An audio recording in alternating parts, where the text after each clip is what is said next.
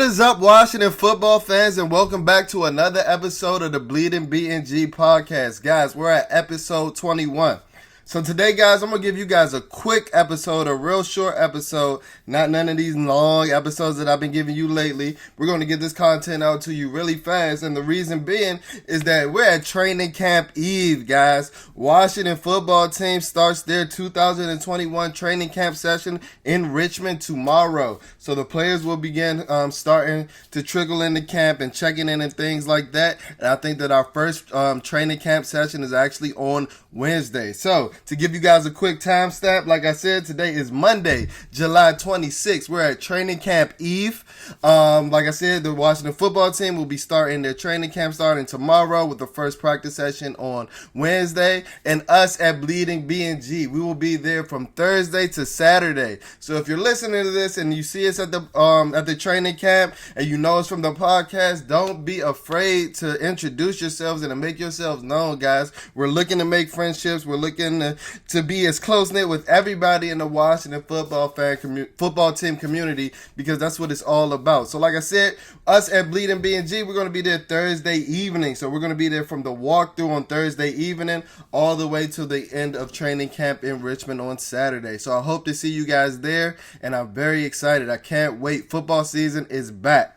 So like I said, guys, we're going to have a short episode today. We're going to push some of this content out to you really quick. But it is about 4 o'clock p.m. and about a half an hour ago, Washington actually signed defensive tackle Jonathan Allen to a contract extension. Now, this has come to a surprise to many because there were a lot of reports that came out even earlier today that said that that there wasn't much coming out of either camp, Washington football team's camp or the Jonathan Allen camp, regarding a contract extension. And, you know, with training camp starting up, that it might have been the breaking point or the end point of, you know, Jonathan Allen, indulging himself in contract negotiations. Because, you know, a lot of times the football player actually doesn't want to deal with any of those things once the season starts. And with the season theoretically starting tomorrow, it is amazing that we got this contract extension out of the way on the eve of training camp. So to give you some of the contract details, it is a 4-year extension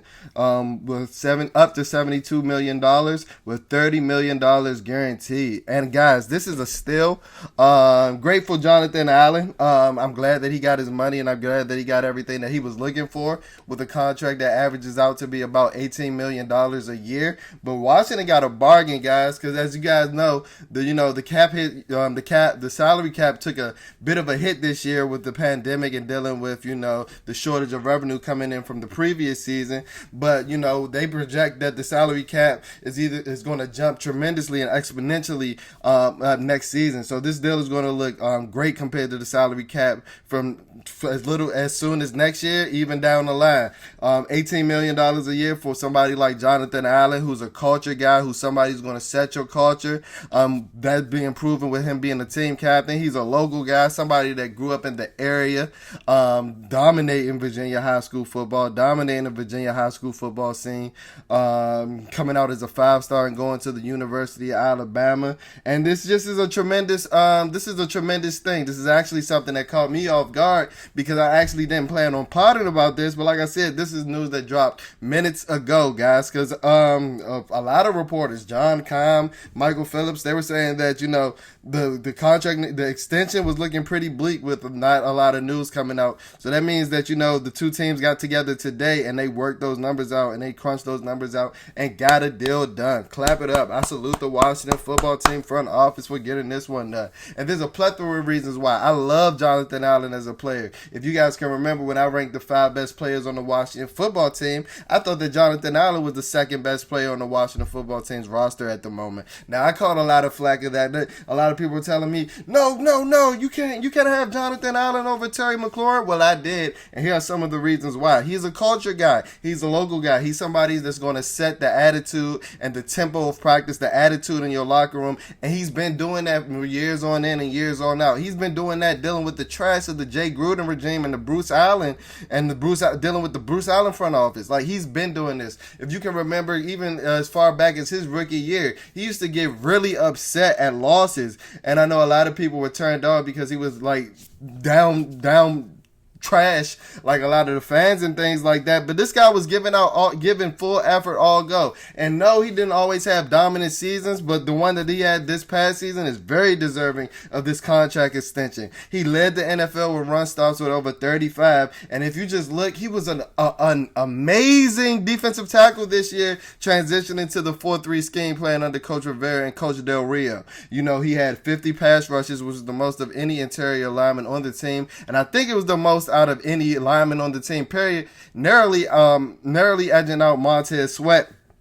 And you guys, I just love this pick. Now, there is things to look at, like what does this mean for Daron Payne? And we also have, my guy, Matt Ioannidis, entering the last year of his second contract that he has signed the extension of after the 2018 season. So he'll be entering the last year of his deal. So we have to look at those prospects. Like I've mentioned before, I personally think that the Washington football team will be having Tim Settle on the trading block soon, just because he's a productive player. And your fourth D tackle on the depth chart, you can get some value out of that. He's rarely going to see any snaps. Now I know we like having a deep D line that's interchangeable, keeping all these guys fresh, but now we have to worry about the business ends of football and things like that. So like I said, Bleeding BnG, we try to give you some heads up, some upfront analysis before everybody else. So I wouldn't be shocked if I see Tim Settle on the trading block soon, with Matt Ioannidis entering the last year of his deal. I wouldn't be surprised if we try to lock him up along with Daron Payne.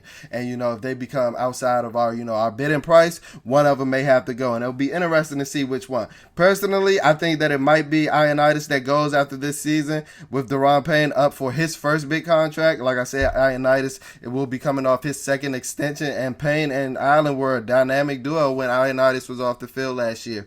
I think Payne was second in the league, or tied for second in the league in run stops, right behind Jonathan Allen.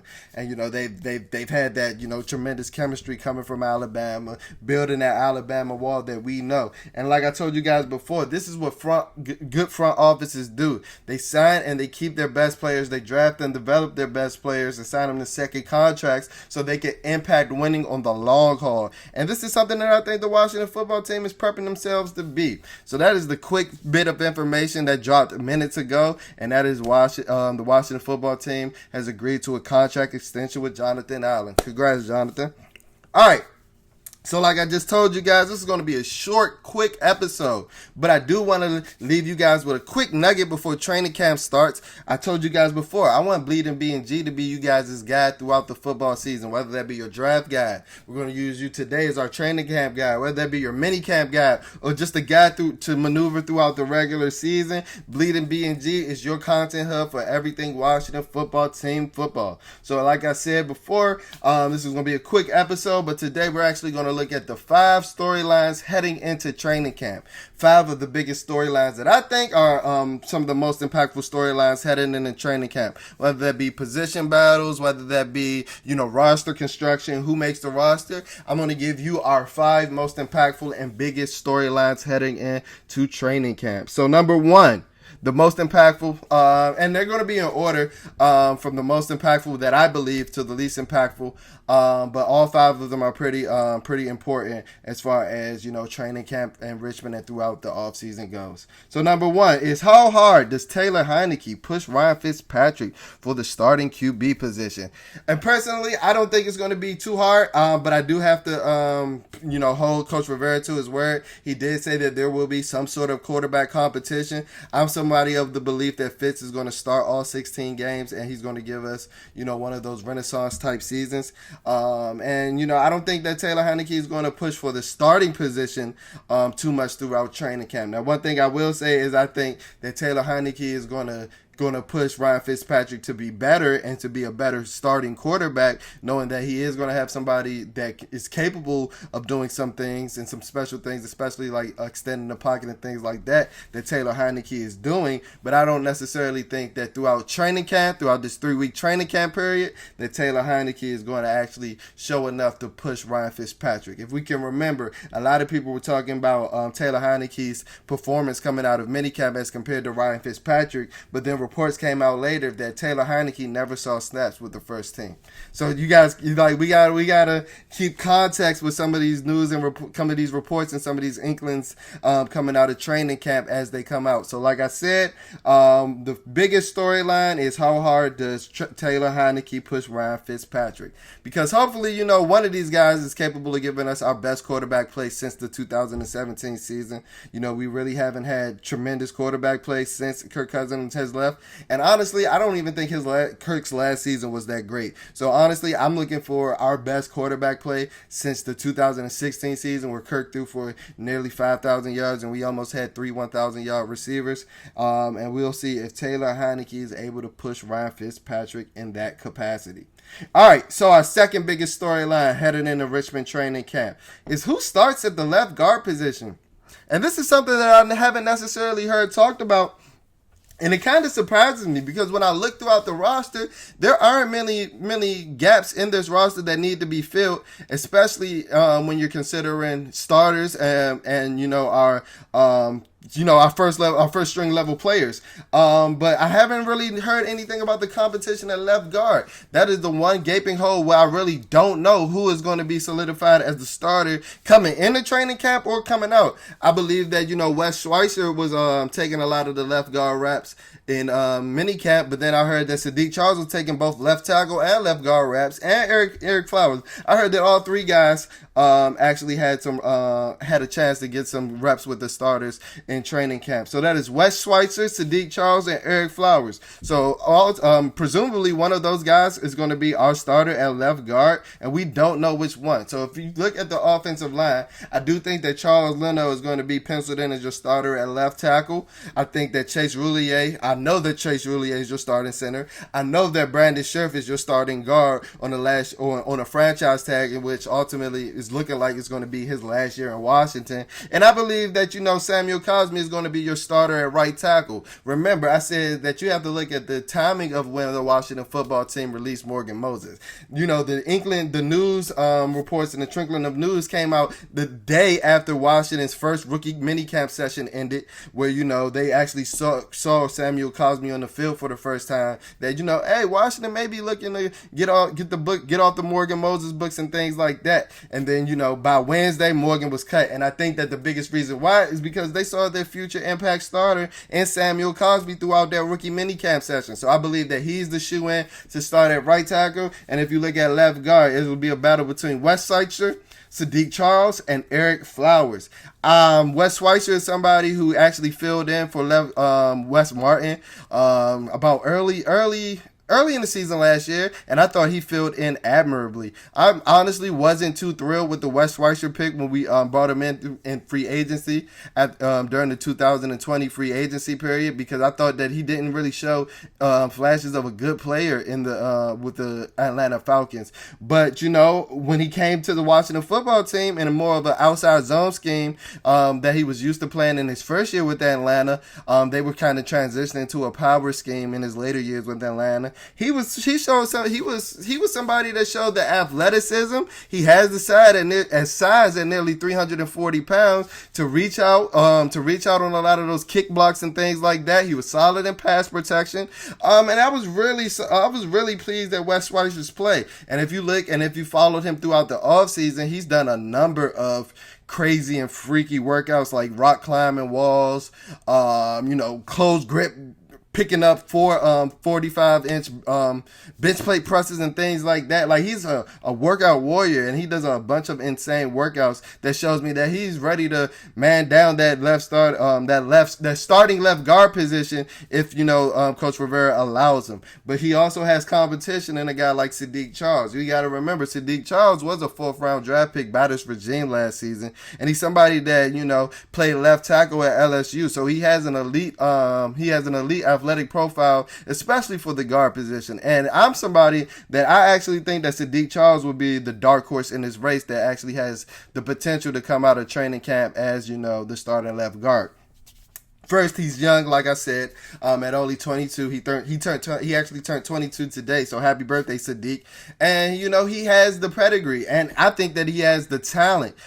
He was shutting down edge rushers in the SEC, playing at the left tackle position. He was shutting down good players like Terrell Hall from Alabama and Darrell Taylor from Tennessee. Sadiq Charles shut them down in that 2019 season at LSU, playing the left tackle position. He's somebody that has impeccable feet. He was a great high school soccer goalie in his high school, and the only thing that's stopping him from being a pretty good left tackle in the NFL, in my opinion, is that he has shorter arms. So he was already pigeonholed into, he may have to transition into the left guard position or the guard position in the NFL. And I think that he's fully capable of being a solid starter at the tackle position. So if we kicking him into guard, where he doesn't have to worry about manning down enough real estate, and he's working in a phone booth, and he has that athletic profile where his elite athletic traits can excel in that small, short, compact area, I think that Sadiq Charles will really has a chance to shock some people coming out of training camp.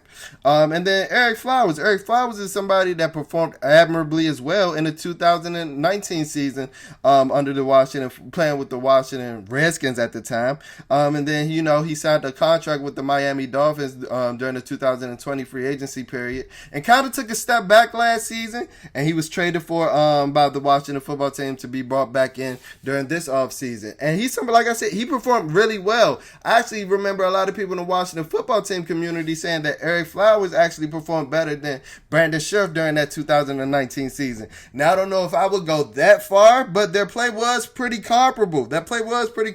Especially when you're looking at, the drastic amounts of money that the two were making at that time, being that was I think they were making pretty comparable money, actually, because they both were first-round picks in the 2015 draft.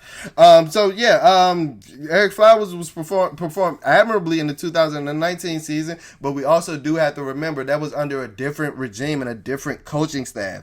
He was playing under, Coach Bill Callahan, who ran more of an inside zone and power run scheme. And as I mentioned when I was talking about Wes Schweitzer, that's not what we run with the Washington football team. We run more of like the outside duo runs, and what we do run inside is going to be more of a duo-like run and outside zone looks and things like that, where the guard and the offensive linemen are required to be more athletic, more agile, moving in space and things like that. And that's something I think suits Sadiq Charles and Wes Schweitzer a little better than it does Eric Flowers. But hey, that's what training camp is for. Let those guys duke it out to see who comes out on top. So that is our second storyline heading into training camp, is who is going to come out starting at the left guard position. All right, so we're going to our third biggest storyline coming into training camp. How many receivers make the roster, and which receiver makes the roster? So when I gave my 53-man roster, I thought that there would be 7 wide receivers making the roster. And as I mentioned before, I know that is a lot. I know that NFL teams don't typically carry 7 wide receivers. So in more normalcy evaluation and projections, I should have projected 6 wide receivers to the Washington football team, but I still think we keeping 7, and I gave you the reasons why. I think that having 2 guys like Isaiah Wright and Curtis Samuel, that gives you position flex and position versatility to give you looks coming out the backfield where you only need 3 running backs, and you're capable of not keeping a 4th back and keeping an extra wide receiver.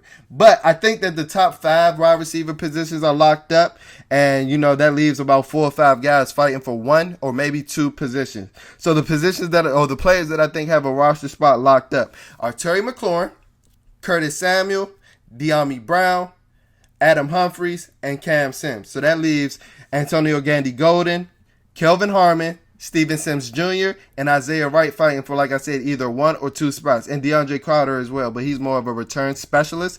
And who do we think is coming out of training camp with those 6 and 7? At least that 6 roster spot, guys. If it's six guys that they're keeping on the final 53-man roster, that leaves only 1 spot for those 5 guys that I named. And personally, out of those 5 guys that I named, I do lean towards the Washington football team keeping Antonio Gandy-Golden, just being that this regime spent a 4th round draft pick on him last season, and I know he disappointed a lot dealing with the plethora plethora of injuries last season, but I don't necessarily want to feel like our front office gave up or our fourth round draft pick flamed out after one season, because then, how am I supposed to look at the front office and the guys that are drafting if we have a guy in the fourth round that's flaming out and getting beat out by these undrafted free agents and things like that.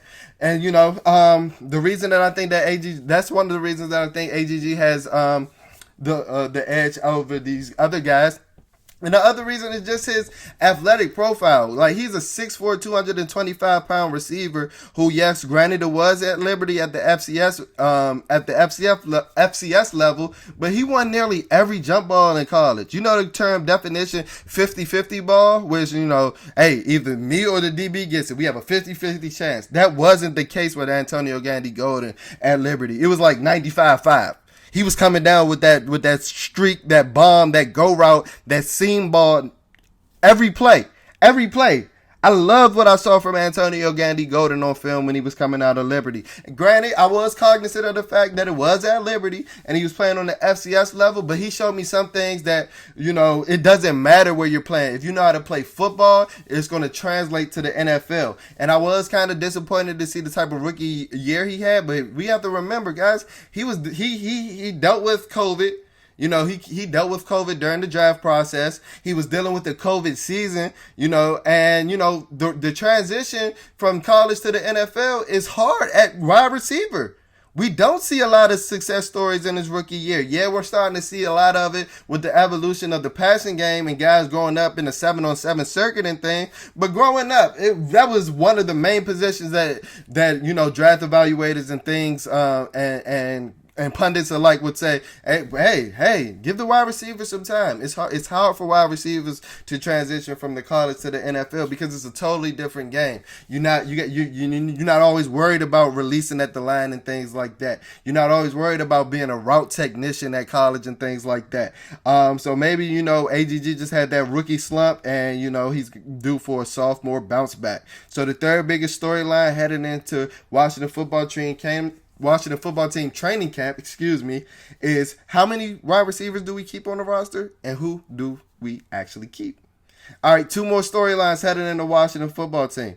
The fourth one is, does Landon Collins get placed on the Does Landon Collins get placed on the physically unable to perform list, the PUP list? Now, the Washington football team has the option of placing Landon Collins on this as soon as training camp opens, and that gives him, some leeway to decide what they're going to do with him for the rest of the season. If you guys can remember what I did in my 53-man roster projection, I actually placed Landon on the PUP list, and I actually didn't give him a roster spot coming out of training camp. Now, the PUP list gives it gives the franchise about 6 weeks to decide if Landon is going to be healthy enough to be a contributor in this season. By that point, if they feel like he's ultimately not, they can place him on injured reserve. But the reason why I feel like this is a pretty big storyline heading into camp is because it affects the rest of the safety fallout.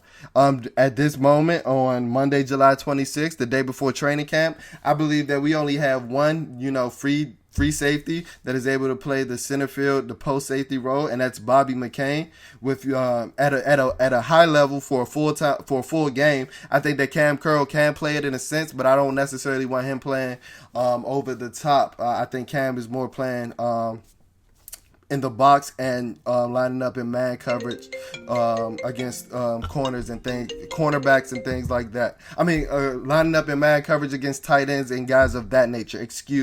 So lastly, as far as the safeties go out, looking at the safety fallout, then that leaves DeShazier Everett, Derek Forrest, and Jeremy Reeves battling for two positions. So then I personally think that those last two positions are going to go to DeShazier Everett as well as Derek Forrest, with Jeremy Reeves being the odd man out. Personally, because DeShazier Everett and Derek Forrest are going to be your two aces on special teams. Those are going to be your guys that are going to be, on every kickoff coverage, on every punt coverage, every kickoff team, every punt team, and they're going to be the guys contributing on that third phase of the ball that rarely gets talked about. So the fourth storyline heading into training camp is, what does the Washington football team do with Landon Collins? Does he get placed on PUP? And with that, if that is the case, how do they deal with the fallout at the safety position? And last but last but certainly not least, our final storyline heading into the Washington football team training camp in Richmond is who's going to be our third linebacker, guys. If you guys can remember last season, we transitioned to a 4-3 base defense from a 3-4, where we played with three stand-up linebackers in our base defense. Now, I personally believe that Cole Holcomb and Jamin Davis are going to have two of those spots locked up. And the question begs, what are we going to do with that third linebacker spot? Now, I know a lot of you guys are like, dude, John Bostic is just going to play the middle linebacker like he did last season. But I wouldn't be so quick to, write that down in concrete. If we can remember a lot of, the training, a lot of the press conferences coming out of the regular season last year, Coach Rivera and Coach Del Rio weren't pleased with the linebacker play at all. They felt that the linebackers were running around blocks, they weren't attacking gaps and things like that. And I felt like a lot of that was an indictment on John Bostic's play. And I do think that he improved over the year, but I feel like his play left a lot to be desired. And then one of the reasons why I feel like his spot isn't so necessarily secure is because Jamin Davis was actually an outside linebacker. He played more of the weak or the Sam role at Kentucky, but reports came out at the training camp, at the rookie mini camp that I aforementioned when talking about Samuel Cosme, that Jamin Davis played almost exclusively at the middle linebacker position, which is John Bostic's position. Now, it'll be great if Jamin Davis is able to, be able to be the play caller while handling all the responsibilities that a middle linebacker has to handle in a 4-3 defense, which is crucial.